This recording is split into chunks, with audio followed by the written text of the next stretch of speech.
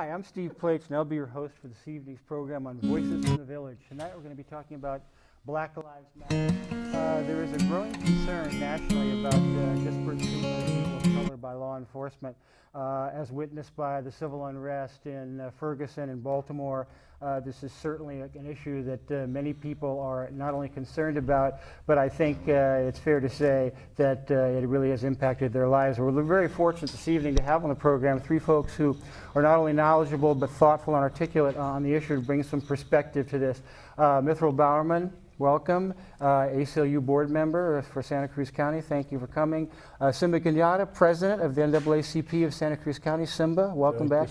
And Wanda Knight. Wanda, thank you for coming, and I'm sure you have some interesting perspective for us. We'll be looking forward to that. Interestingly enough, on the front page today of the San Jose Mercury News, there was a study that was done, and the data was collected by the San Jose Police Department at the request of the city's independent police auditor, who is LaDoris Cordell. I know LaDoris Cordell a little bit. She was on the bench over there. And it found that in San Jose, a city where blacks and Latinos make up slightly more than a third of the population, those groups made up 2/3 of the traffic stops. Once stopped, blacks and Latinos were also significantly more likely to be ordered out of the vehicle, and only 6% of all those stops were actually arrested. So there is a emerging pattern, I think, to this, and I know the ACLU is engaging on this. Well, I mean, we're going to talk about to what extent it is emerging. But Mithrell, give us your observations from your perspective personally, and also as an ACLU board member and working in this issue. Well, I think, as Simba just touched on, this has probably been going on for a long time. The emerging pattern we're thankfully seeing, it's actually being looked at. Right. And so we have, more and more data is coming in. Another issue is that, black suspects are more likely to be searched for contraband, even though they are much less likely to actually have any. And from across the country, I'm very delighted to see this study from San Jose, because it verifies this is in fact happening in our area too. I don't think this is any big surprise to anybody. As I said, the great news is it's finally being documented. Yeah.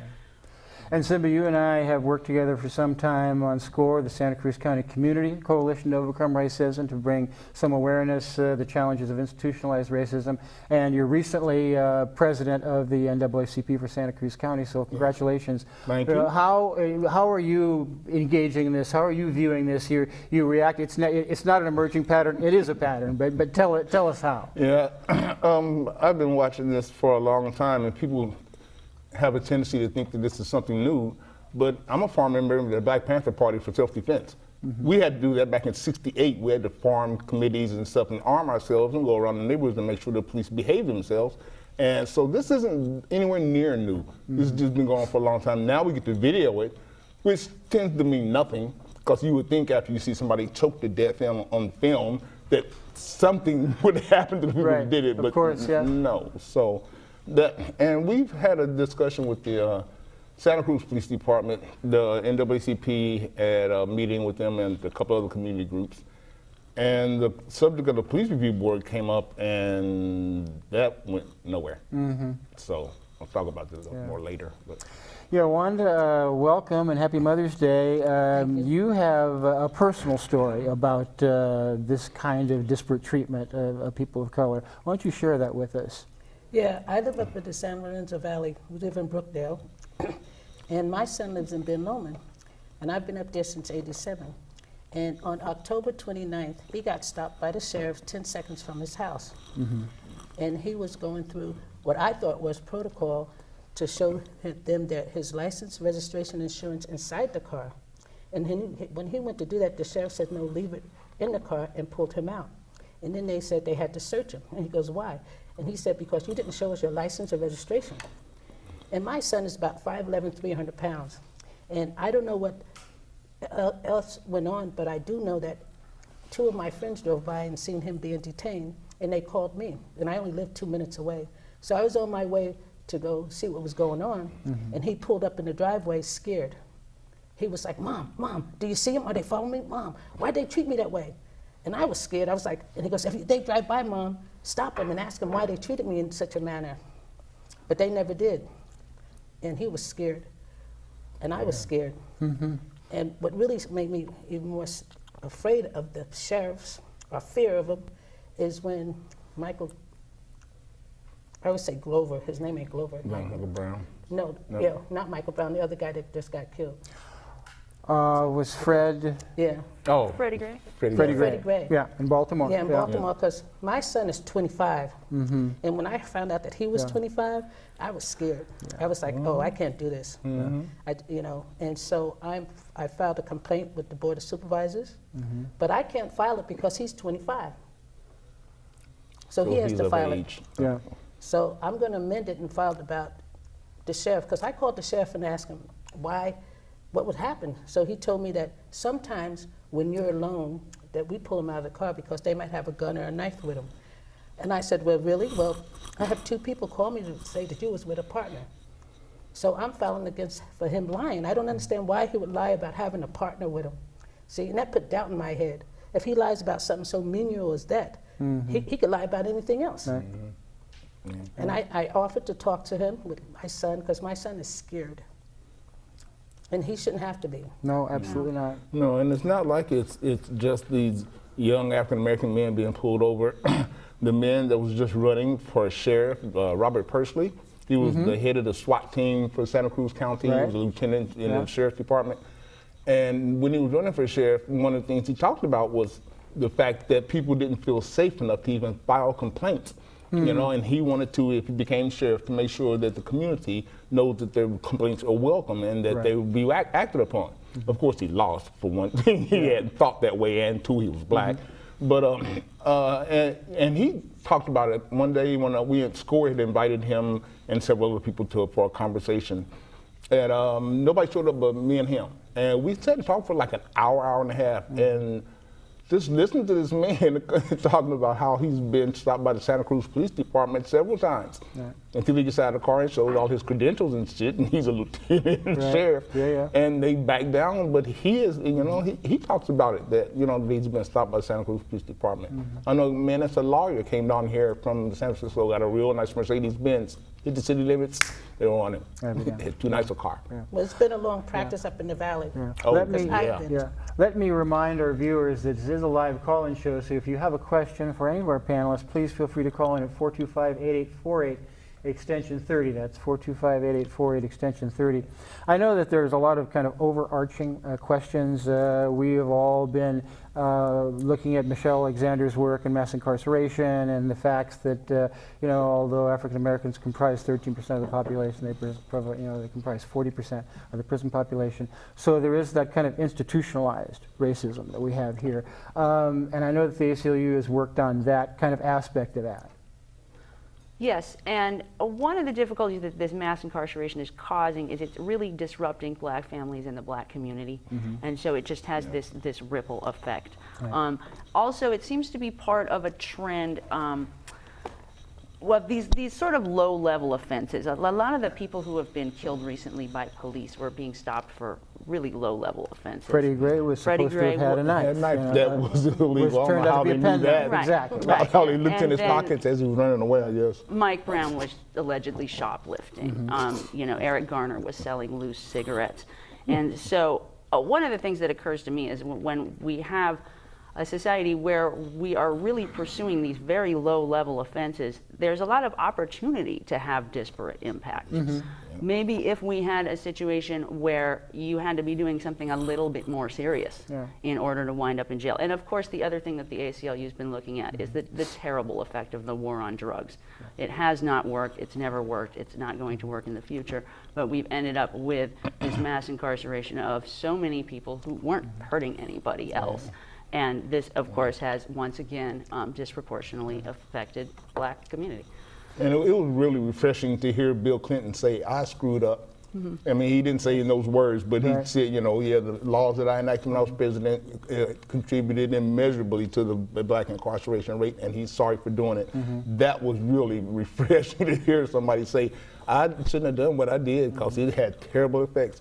And we don't think about unintended consequences. We don't think about anything except the immediate in America. We think about the immediate, and that's pretty much it. You know, I know that during the early days of SCORE, of which you are a founding member, you had listening sessions. You know, the community was interested enough to come in and talk about the possibility that people of color in Santa Cruz County were not being treated equally with everyone else. You know, Yeah. Is it a time to try to revive that again? You and I have talked about a citizens listening review sessions? board and listening sessions and things of that nature. Is that somewhere we can go to try to to raise some awareness to try to address some of these issues? Well, I'd love to see us try to do a citizens police review board. Yeah, right. And the ACLU, because I was chair at the ACLU for a couple of years back in 80 something. Yeah. I can't remember. Always But room anyway, for you to come back in case you're interested, in case you have the time. I have but no yeah. idea when it was. But anyway, I was chair at ACLU, and the ACLU in San Francisco helped us a lot. Jim Cruz was the guy that had been doing the work on it. But they have a whole section about police review boards and how they work and how they haven't worked and stuff. And I'm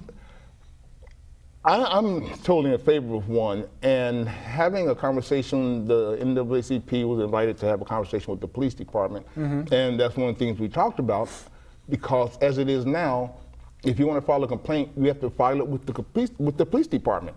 Yeah. It makes no sense at all to me. Well, how am I going to go tell the fox that he just got to eat my chickens? He knows he ate my chickens.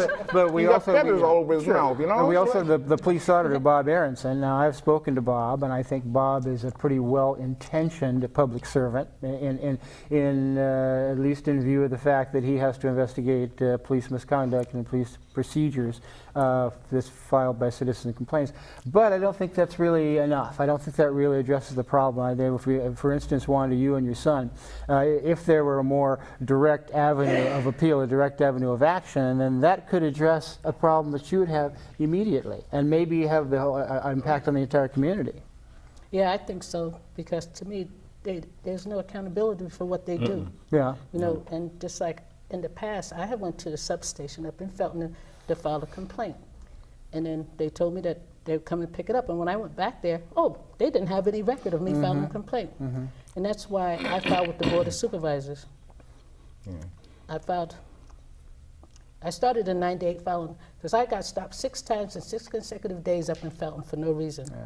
And I went to the substation, and am I allowed to say the sergeant's name? Well, probably not. Okay.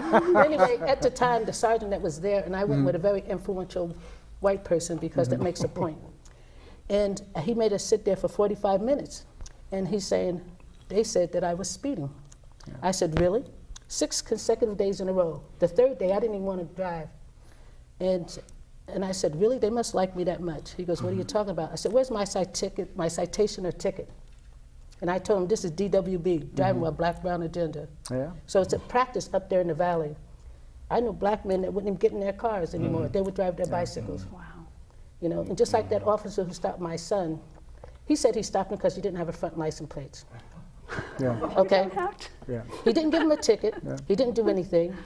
You know, and from the back, he should have known my son's never been in juvenile hall, never been in jail, never been in trouble. He grew up there. You know, see, and to me, it brings back the way I felt back in the day, being by them. Like they were stalking me. You know, people thought I was paranoid until they seen it and told my daughter. My own daughter thought I was paranoid. So all these feelings that I had back in the day are coming back up, and I'd be damned if my son had those feelings. So that's why I called Gail so we could do this. I filed with the Board of Supervisors. I'm filing with that sheriff. And, you know, I filed on a Monday on the 28th of April. Do you know that woman, the risk manager of the county, called me that afternoon? I didn't call her back. She called me Tuesday and telling me that I can't file, but I could have it amended at 15 days. And then the sheriff that handles it called me a week later, asked me how much money do I want, because I didn't put any money in there. I put life, question mark, life, question mark, life, question mark, racial equality and justice. I said, I'm trying to make a statement here, you know. Well, one good thing that came out of the listening sessions we had a long time ago was I kind of got in a relationship established with the Scotts Valley police chief, because he came to listening sessions and he participated and he was empathetic, he heard it, you know, and we've been emailing back and forth because I invited him to the Undoing Racism workshop. And so we've been kind of corresponding and stuff, and it's really interesting because I'm trying to tell him the reputation Scotts Valley have with black people, has with people of color, that people do not want to go to Scotts Valley because you're going to be stopped and stuff. And he acted kind of surprised. I just think sometimes police are so out of touch with the community that's around them. Yeah. That's one of the big problems, and that's one of the things I want the police to do. Is get out of your freaking cars. Yeah. Get out and walk around the neighborhood. Figure out who's in the neighborhood, so when something happens, you know who's going to come to you, who you can go to. Just establish relationships, but they're not interested in establishing relationships, and that bothers me as much as anything else. It's interesting, something that Mithrell was addressing, and that is where there's a lot of enforcement of low-level types of offenses. Unfortunately, the attempts at trying to enforce on a lower level, particularly with Latinos and secure communities programs, have been an abject failure because it just threw a large net over everybody. And it really did not address the people who were the serious violent offenders that they were trying to put on ice holes and then have them reported.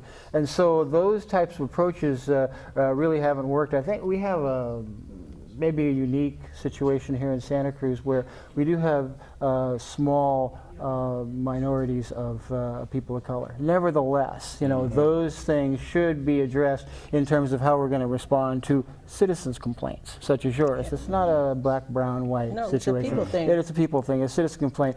And in this county, we can, of course, make a complaint to the grand jury, and that's a very long process, which is not very responsive to, as I mentioned, Bob Aronson and the city doing that. But we need to have some other kind of mechanism, and that's kind of what we're looking at, I think. I think it would really help if an advocate could help with the complaint process. I mean, in the case that Wanda brought up, she wanted to file the complaint on behalf of her son. She's a family member. Right. And a lot of times it seems like the person who's actually experienced the incident, they're traumatized by the incident, especially if there was some violence involved. They may not, it's too much to ask for that person where something just has happened to now go down and approach the police department who, the police are the one who hurt them. So I think it would be extremely helpful if there was some sort of advocacy group that people could turn to that group, say what happened to them, and have someone who's on their side so they don't feel like they're just approaching. The other thing is that you mentioned, that Bob is very helpful, but not everybody knows that. No, of course. And so there's didn't. still, it's just the police, they wear those same uniforms. It kind of looks like this homogenous group. And so if somebody has had really bad experiences with some police, it would be difficult for that person to then approach other police because they just have this perception, the police are not on my side. They're the people doing the bad things. Because my son, he was very scared. So if something happens to him, is he going to call the sheriffs to help him or the police to help him? Exactly. Right. Is he going to? He's going to trust them. Call the police on the and police. this is my thing too. Why put fear in somebody so if they need you, they're afraid to call you? Exactly. Because they're afraid of you. Yeah. So he's not serving and protecting my child. Yeah. That's why I like to hear Bob Percy say what he was saying, And also, I don't think anybody knows exactly how bad the problem is because they don't make the reports. They don't make a complaint to the police. They don't know why. Right. And when we had the conversation with the police a few weeks ago, and I've tried to tell them, no, they don't call you. They call me. So at least twice a year, some young black man or Latino man calls me and goes, I just got jacked up by the police. It's like, well, what do you want me to do? And they always say, I don't want you to do anything. I just want you to know. Right. And that I'm not sure what to do with the information. But at least a couple of times a year, somebody calls me and says, I got jacked up by the police. Or this one young man who's been knowing him since he was real little, got arrested, and one thing he wanted to do was pee, and he was making noise and they wouldn't let him, and they were just not paying any attention to him whatsoever. And he got more and more irate until they put him in this chair. And I don't know if y'all know about the restraint chair. Yeah, of course. I don't know if y'all know about it, but it's like the electric chair. Your hands are strapped, your feet are strapped, your chest is strapped, and I think even your head is strapped. I think you are totally strapped in. And then he peed on himself. This is a 28-year-old. Oh God. You can imagine how he felt that nobody would help him to the point that he sat there and urinated on himself because the police would not come and take him out of that damn chair, and he was in the chair because he needed to pee. Right. So he called me up and said, man, I don't know what to do. So I tried to get him to make a complaint, and he doesn't want to do that because, of course, like we're talking about, he's afraid of the police. Well, I'm not going to go tell the police what they did. They know what they did. Yeah, I also am a member of the NAACP. I've been with them for a long time. And I will help people because I have my email. It's right up there. Which we have on the screen, absolutely. Yeah. So anybody could email me, and the people up in the valley when things happen, who do they call? Because I did NCBI with you, remember? Right. And we did the first National Coalition Building Institute. and we did Y'all the don't know. first forum up in Felton at the Presbyterian Church with police office relations. Yeah. And the sheriff of Scotts Valley, the police chief of Scotts Valley came. Yeah. You know. And He's so not a bad guy. Yeah. I kind of like him. And what you're talking about is the restraint chair, which I think they still use over at the jail. And of course, Yeah, this is like about 5 months ago. Yeah. So our friends at Simba's the local group who has done so much good work on jail reform and jail abolition, for that matter, is consistently bringing up, the jail conditions. And we have a subcommittee working group in the ACLU about addressing jail conditions. And I think that's another area where you need more response from the authorities. Say, well, we understand that you are concerned about this. How can we engage on you and give you as much information as we think that is available, so that you can make some kind of decision about what's going on. Having a citizens review board, I think, is every city and county in this country should have a police review board. Every last one of them. Now, I know Mark Halfmoon was involved with the Citizens Police Review Board he had in the past, about 10 years ago. He was on the board. Right. And I was part of the coalition that created the board. And that got pretty intense at one point because we got threatened by I'll tell you his name was Steve Clark. I don't have a problem with it because I do not like the man. He's threatened people several times. I mean, even recently about this whole Bearcat thing, he was pretty threatening. Of course, yeah. But when we were trying to create this police review board, he was very clear. Simba, well, let me see if we have a call here. Let's see. Something here. You're on CTV with Simba, Mithrell, and Wanda. Please. Somebody's at the front door. Hold on. Again, okay. Hey, somebody's at the front door there. There we go. We have John in the studio. So sorry, Simba, but we have a I'm John Maurer, and I've been in jail many times in my life, unfortunately. But my thing about, and I think it might be the same thing out in public as it is in jail, is just it's the police, and I'm a criminal. I'm in jail. They're not going to believe me, and what proof could I come up with? And I think there needs to be more of more people going into the jail to talk to people, to the prisoners and stuff about what the conditions are, and that they need to, even if it doesn't go where you need it to go, but I mean, you need to bring stuff up because I mean, it's deplorable, some of the conditions in jail and stuff, so. Yeah. Okay. And I know that's, thank you, John. And actually, Barrios Unidos does some work in juvenile hall in the jails. Friends Outside does good work in the jails. But nevertheless, there needs to be more of that. You were saying? I don't know. I have no idea what I was saying. I'm 63 years old, dude. It comes and goes, We're talking about the Citizens Police Review Board and how they did get a little heavy at some, and Steve Clark. Yeah, he we were in some kind of a hearing about it, and he said, well, for you people that want a police review board, next time you call the police, they may not come quite as quickly as you might like them to. Ah, there you go. And I thought, this man just threatened us. And one of the city council people went home to his wife, and he was literally shaking. He said he had never heard a police be that blatant about threatening somebody in his life. And I thought, well, this is my imagination. So I went to the library, because in case y'all didn't know, the library has all the city council meetings on tape. So if you thought you missed something, you can go check it out there. And so I went to the library and listened to it, and it was even more chilling than the first time I heard it, because it was out of context, so it was just him. So the push against a police review board is so strong, and the pushback, and their intention is to make people intimidated and afraid to even mention it, to even try to do it. And that's one of the problems I have a problem with, is that we have become the police's people instead of them being our police. Right. So what are they afraid of? What are they afraid of?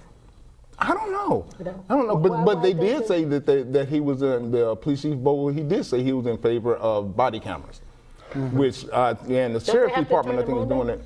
Yeah, well, Yeah. see, that's another thing. How they turn them on, how long they keep the information, Yeah. to store it from them, because that comes into the ACLU yeah. Certainly. wheelhouse Yeah. about the privacy and how long they're going to keep information and who gets access to that information. And they are I mean, having- there's all kinds of little details that you have to Right. work They are out. using, the sheriff is going to have some project where they're going to use a few. Capitola PD now do have the body cameras. And Yeah. one of the problems with that is, how long is that information going to be stored? Where is it going to be stored? How is it going to be used? It's just And I not got to give the capturing video. sheriff some props too, because the sheriff's department is one of the first, and it's an experiment, that their guns, they have a chip on their guns. When and it registers somewhere in the police department. Right. It registers when it's drawn, how long it's out of the holster, if it's fired, how many times, all that goes automatically.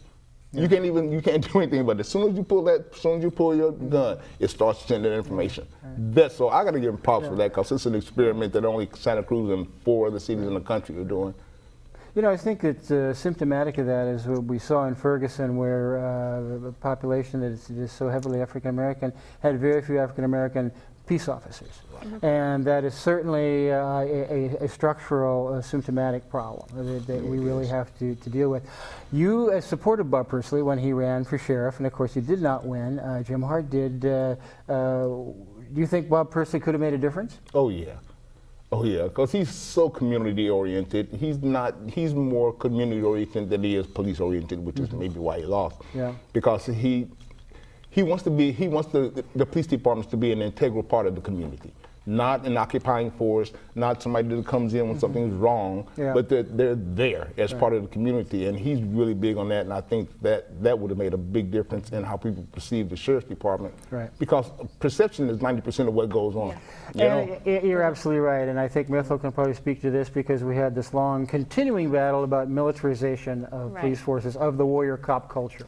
Yes, and also, I mean, the flashpoint of that was acquiring the Bearcat. But it's symptomatic of just an overall mentality, like Simba was speaking of. Are the police there to protect and serve and help the community, or is it more of an oppositional thing? When we have these military vehicles, Right. it definitely makes it look like it's more of an oppositional thing. And then, of course, my biggest concern with the Bearcat is whose house are they going to? Right. They're going to go to someone who's poor, who's a person of color. That's where that Bearcat's going. It's not going to the Upper West Side.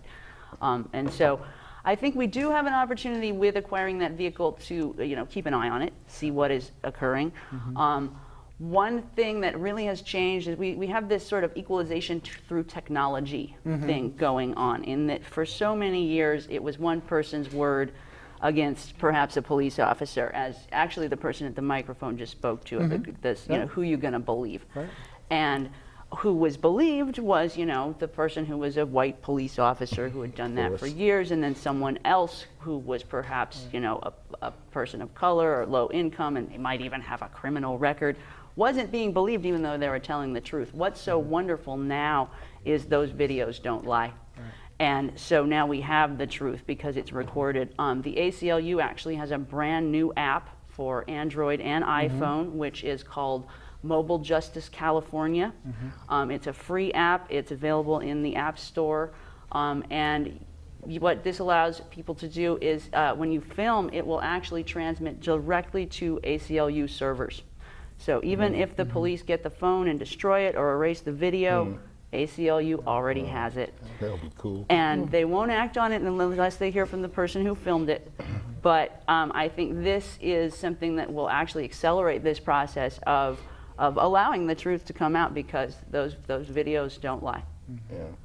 Well, and they found out when they have police cameras that not only does the percentage of reports of police brutality go down, the actual brutality goes down, but also the reporting of it goes down, because people know that, well, this is on camera. I can't sit here and lie about what the police did. Right. Okay, I won't go make a complaint because I look like a fool.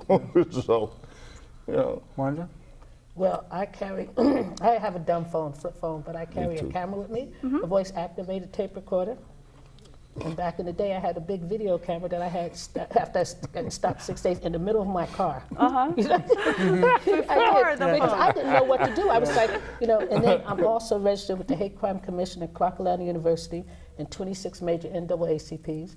Cecil Williams Guard Memorial Church, I registered at the Center for Nonviolence. Angela Davis, her sister Fania Davis, a lawyer. I faxed everything. I didn't know what to do. I didn't, because I was like, well, what's going on here? And so I just register with everybody, but I tell people, this is what you need to do. This is what you need to get them off of you. Yeah. And filing with the Board of Supervisors against 2 deputies, they told a highway patrolman, I'm a hairdresser also, and I started doing his hair before he became a highway patrolman, and somebody stole my car and they wouldn't help me. So I asked him to help me. It took him 6 months to find the car. So he went to the sheriff's, and the sheriff said, you literally don't want to F with Wanda Conaway-Knight. And he goes, why? Because she'll slap a lawsuit you in a heartbeat. So he said, I said, because I will. I said, it's a paper trail. Yeah. And I know it stays on, when you file with the sheriffs, it's supposed to stay on their record for 5 years. But when you file with the Board of Supervisors, I don't know if it's a permanent thing. But I filed with both of them, even though it's denied, but because it's a paper trail. And so this way, it's more believable. And people up in the valley, it doesn't matter who they are. If they feel they have been harassed or whatever, who do they call? Wanda.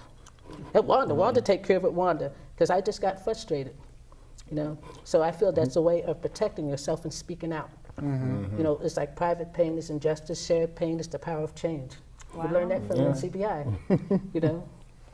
One of the things that worries me is that since we have that barricade, that they're going to want to use it because, like with a boy with a hammer, the whole world looks like a nail. Everything in the world looks like a nail, and I think there's going to be a problem with them because I'm afraid that they're going to start doing what the problem has been going across the country when they've been using SWAT teams for minor things just because they have it. Right. So they'll go serve a warrant to a nonviolent person with a freaking SWAT team. And I'm afraid that they're going to start doing that here, that they're going to find a reason to use it because they have it. But that has been a real big problem. I mean, they've been serving warrants to people that have done very little traffic things that they has built up so that they owe a lot of money to the city, and they'll send the SWAT team to a person that has a bunch of traffic tickets. Or mistaken identity. Yeah. Because I've got stopped by the sheriff saying that I'm Wanda Knight from LA, been doing armed robbery and beanies since 1972. Yeah. Wanda Conaway didn't come out here until 78. Wanda Conaway didn't marry Mr. Knight till 1990. So you're not her, right? Yeah. I'm not her, but I got stopped. Right, You're driving a suspended license, I said, no, I'm not. I said, this is it. I carry my birth certificate, my driver's license, and my social security card under my maiden name, which I still have in my purse today. So see, that could have been a mistaken thing. I think the thing that concerns me the most as a citizen is that there is this undercurrent of racial disparity. There is this undercurrent of mistrust.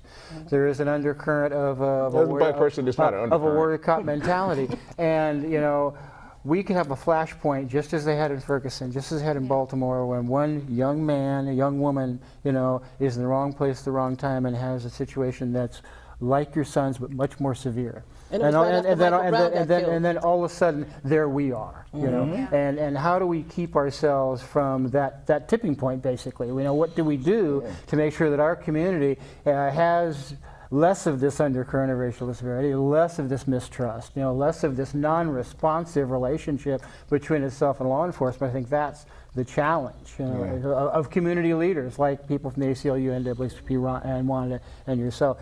What are our ideas about that? I think I know that Daryl Darling has told me that the only way to really get a Citizens Police Review Board is to do it with just volunteers outside of a chain of command, outside of no appointments from the city council, but just have it arise for citizens, a person from this group, person from this group, and then they could advise. We do have a comment and a question from the audience. Brent Adams. Brent, welcome. Hi, thank you. It's an interesting conversation. I'm really intrigued around Santa Cruz Black Lives Matter, and then I don't know if there's a Watsonville Brown Lives Matter, but you can walk straight, when we talk about a flashpoint that could happen, you can walk straight out this door or go to the levee and you'll find quickly which population in Santa Cruz is most likely taking the full brunt of the police force in Santa Cruz, and it's the homeless population. We have a serious classism situation in Big Santa time. Cruz, and I would really like the prison abolitionists, the Black Lives Matter movement, any other social movement in Santa Cruz to really see what's really happening in Santa Cruz. The incarceration rate for homeless people is spiking, whereas, so I just want to just bring that to the table, that what's really happening in our community is police violence against homeless people of any race. Yeah, but we've tried our best to criminalize homelessness, and you can't do, well, you can do it. They've done a pretty damn good job of doing it. But you know, that whole thing of classism and dealing with homelessness, and a lot of times, almost every time I hear people deal with homelessness, I never hear them talk about capitalism. Right. And there's no way in hell you can talk about homelessness and not talk about capitalism. That's why they're homeless. You and I were having a discussion the other day about something, I can't really recall what it was, and you made a distinction between classism and racism. You know, and this is an example of that. They just did a study in Berkeley that shows that criminalization of homelessness is on the rise in California. It's exponentially, increasing. There is the Right to Rest Act, which is now kind of floundering in the legislature, which thought to address some of this. But Brent is entirely right. Right to rest. That they're criminalizing, homeless folks as a class, as a target group, and I think the same is true with Black and brown people, and that is the problem. That you are targeting a class, and the class would be people of color, or the class would be poor, unemployed, homeless. They're targeting with their laws from the lowest level to a sit-lie law to the highest level of, pulling somebody over because they're black while driving a nice Well, that vehicle. targeting, when you use that word, African American men just pop in my head, because we have been the most targeted peoples in the history of this country. And people might want to say Indians, but they didn't target Indian men like the way they target African American men. They targeted all of Indians. They just tried their best to wipe all of them out. So they're not targeting individuals, but they're in this culture. African American men are the target, and we were from slavery until now. Putting black men in boiling water. I wish people would actually learn their history, because it's horrendous. Seeing the way African American men, I have to take deep breaths sometimes, because I studied African American history and studies in college, and I've done a lot of this since then. And there's some images that I have in my head that I cannot unsee, that I wish to God I could. Just seeing the body of a charred black man sitting on top of a fire, and all these people, white people, standing around grinning, eating food and having a picnic. Matter of fact, there's a play a black man wrote called The Picnic, and it starts out with these young people, they're all excited, running around the house and figuring out what they're going to wear and stuff, and you don't know what they're going to or what they're going to do. But these kids are all excited and stuff, and then after a while you find out that they're going to a lynching. And they're just as happy and having a picnic, and they actually packed a picnic and went at a picnic and watched. And the other thing about race, that something that we never want to deal with, is race and sex. Because it's so integrally linked. I don't know if I can say that. It's something that, we don't like dealing with either one of those, race or sex. We're a puritanical country. But most of the African American men that were lynched were also castrated. And we don't talk about these things, but these things are going on when these white men shooting these young black men. They got a lot of history going on in their head. I can't even watch some of that stuff. Hi, CTV, you're on with Simba, Mithrell, and Wanda. You have a question for the panel? Well, I was just about to make a comment. Please. There in terms of how the county has the Bearcat. It's the internalization of what was externally, for foreign policy, militarization. So lots of jobs for the people, for the returning troops, and lots of uses for the hardware to hammer screws into the wall to solve social problems. I'd also like to say that those police cams will come in very handy, particularly in local controversy, when members of separate county police forces pick up homeless people and bring them into. I hear you. I appreciate your comment. Do you have a question before you leave for any one of the panelists? No. I was just going to put that forward about the police cams and what they would think about police departments foisting hospitality on people. Okay, thanks a lot. Hospitality. Before we respond to that question, Simba, you mentioned earlier the Undoing Racism workshop that's going to be hosted by SCORE at the Police Community Room at the end of May 29, 30, and 31. There are still a couple or so seats available, so people can get a hold of you and you give them the information, whatever information you have on the screen will be sufficient to do that, because that's going to be a 3-day workshop on undoing institutionalized racism, and it's a very intense workshop, and they don't mince words. This is from the People's Institute for Survival and Beyond. For Survival and Beyond, and they don't. I know this may sound weird to people, but they don't protect white people because a lot of times African Americans, sometimes we find ourselves protecting white people from their own history.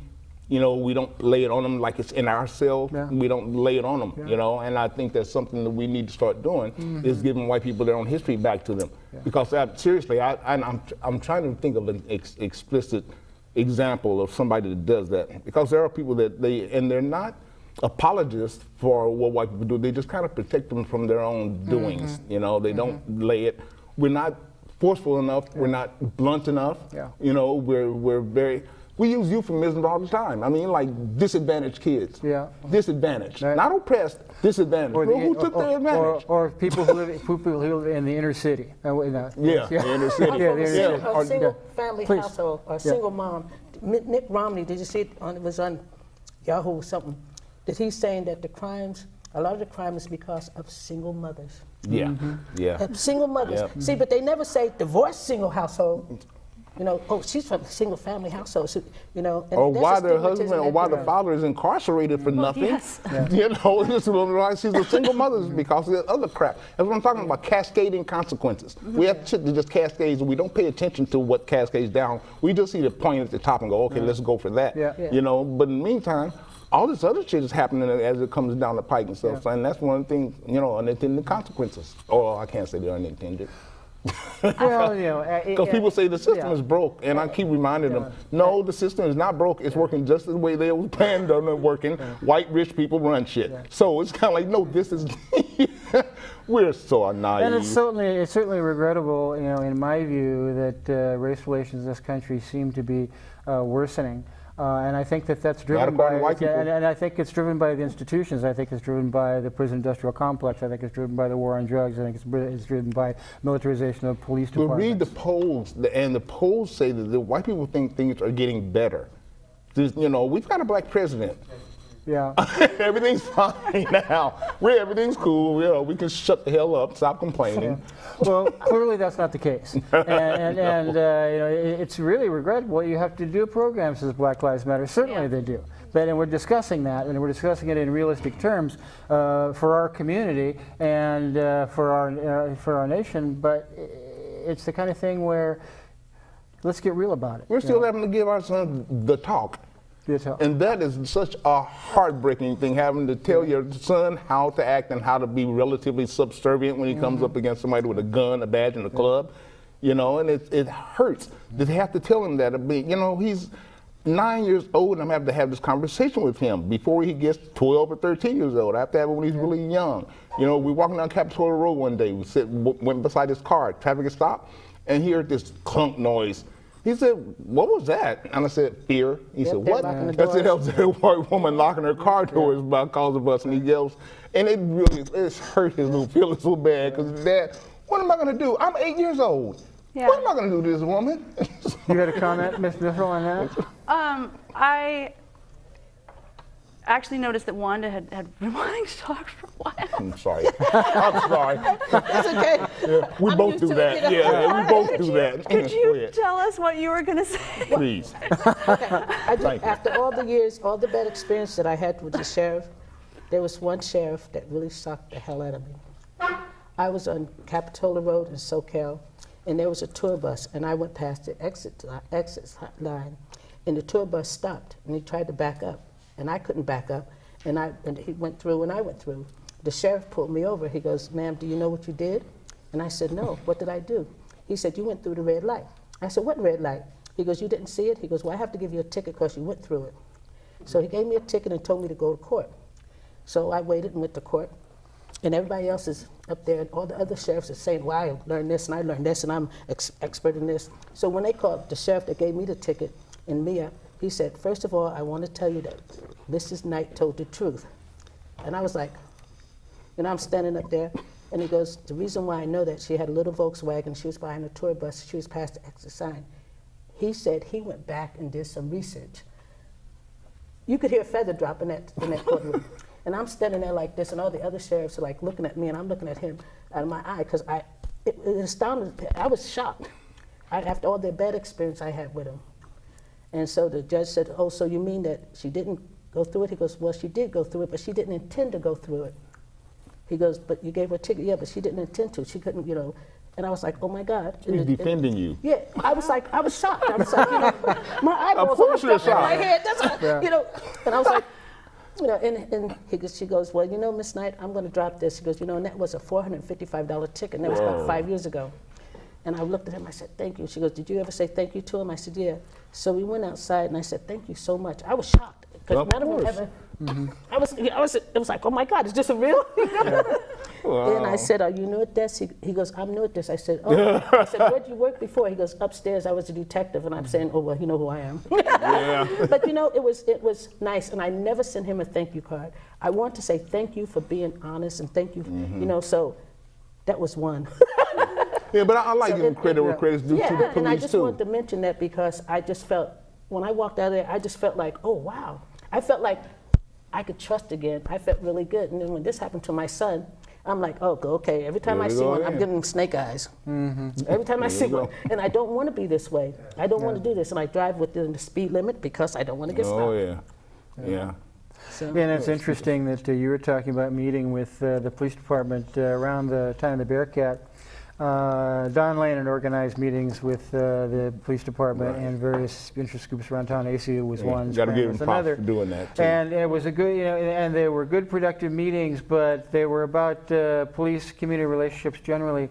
And the unspoken part of it was race relations in Santa Cruz. It wasn't really talked about. It wasn't part of the conversation. No, we don't talk about it. And that is the systemic part of the problem, in my view. Yeah, me too.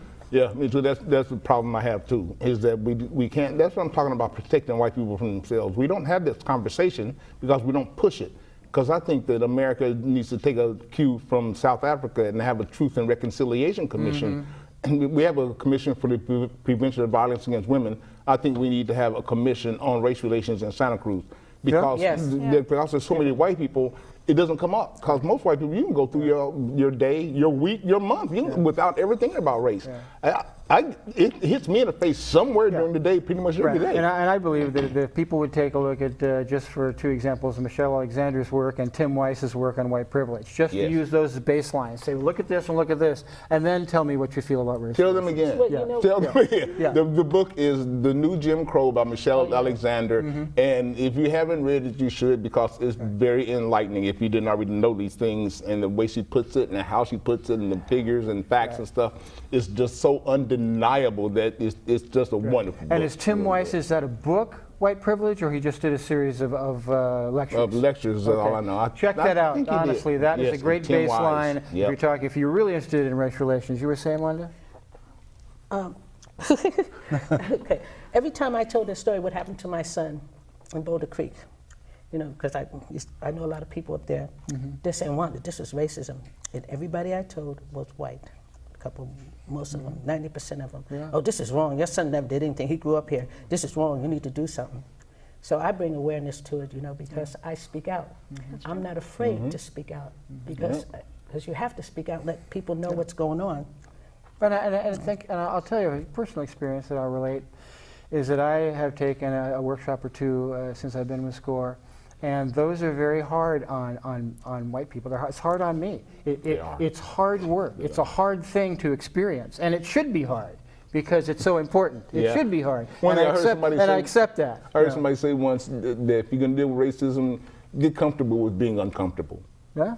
Because you're going to be. Yeah. Well, I deal with racism, and I have been accused of hating white people, that I'm the racist one. And I'm like this, well, then I have to hate half my children because they're black and white. And I'm like, which half do I have to hate? And Lord forbid, my grandbaby is only a quarter of me, so I have to hate most of all them. And so I also wonder, Steve, you said that race relations are getting worse, but I wonder if that's true or if it's just that we're talking about this stuff now that's being swept under the rug. I don't know, I think it may be getting worse because not only is the racial thing going on, but the class thing is going on too, that these black people can't get out of certain situations because they can't make enough money to do it. So this shit starts getting all combined and sorting it out and figuring out what to attack first. And I think, Mithrell, that I said that because it's a talking point. You know, it's something we need to discuss because I don't think that it's as good as we would like it. Certainly not as good as we would like it to be. Yeah. But it certainly needs to be discussed, and it needs to be discussed so that you understand that, oh, you know, it's not through rose-colored glasses. It's through, you know, the lens of, you know, we're not where we ought to be. You know? Well, there's so much to do. I think discussing is probably the first step, and that's something that really kind of hasn't been done. There's been this illusion that a lot of people have in the U.S. that there's not that much racism or that that's behind us, and people desperately want it to be that way, but it's not. And so thankfully one of the things that's happening with, you know, the Black Lives Matter movement and all these videotapes, because you just can't deny what's on the tape, is we're kind of ripping the mask off of that, and we're saying no, there really is a problem, it's obvious, so let's stop being in denial of that and start actually looking at it. And I think that really is the first step. And now we're seeing how much there is to do, which is pretty overwhelming. Well, we kind of see that we knew it a long time ago. You know, as African American people, we knew this a long time ago. You know, that this is not workable for a lot of us. You know, it just isn't. Well, we have a few minutes left, but relate to us. Oh, I'm sorry. Join NAACP. Okay. Before we go any further. And join the ACLU. And ACLU. But considering what the NAACP has done for the last 100 or so years, and what we're intending on doing, and I'm saying join the NAACP because I want to double our membership in a year. And I want us to start having town meetings. I want the NAACP to take the role of starting town meetings about race, about race, race and class. Perhaps even the listening sessions again, something like that. Yeah. And then when you file complaints like I do, file with the NAACP. But that's why I think I got response so quickly. Because when I filed years before, I never got response like that. I got a letter in the mail. Sorry, denied. I never got a phone call from anybody. Yeah, so it's only $30, and it's branch 1071, Santa Cruz County. And you can go online and do it, and you're a member immediately. And it's $30 for a year, and it's $15 for students for a year. So it's really cheap. I mean, I'm poor as hell, and I can afford $30 a year. I save $1, 50 cents a week. In our last couple of minutes, there was a really profound story that you told in one of the very first workshops about walking down the street with your son. And relate that to us just briefly. Ooh, which one, about him hearing the doors lock? Well, yeah, and just the feeling of that. You talked about that earlier. Oh, yeah, because you can't explain an illogical thing logically to a kid or anybody else. So trying to have him make sense out of this was really hard because it doesn't make sense. And he's always noticed since he's been a little kid that he's always been treated differently than his little white friends who actually are a lot richer too because we're poor. So he's got the class and race thing going on.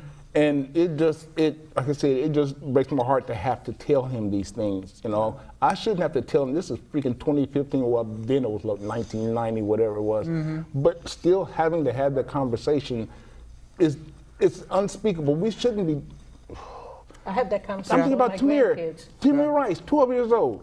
He's dead because he had a little pellet gun, you know. So you have to tell your kids, you can't even freaking play outside with a gun.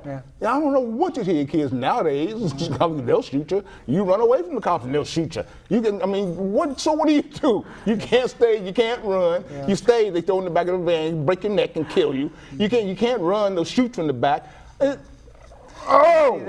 See, that to me is the root of the problem is that subtlety in it. It's the subtlety of racism.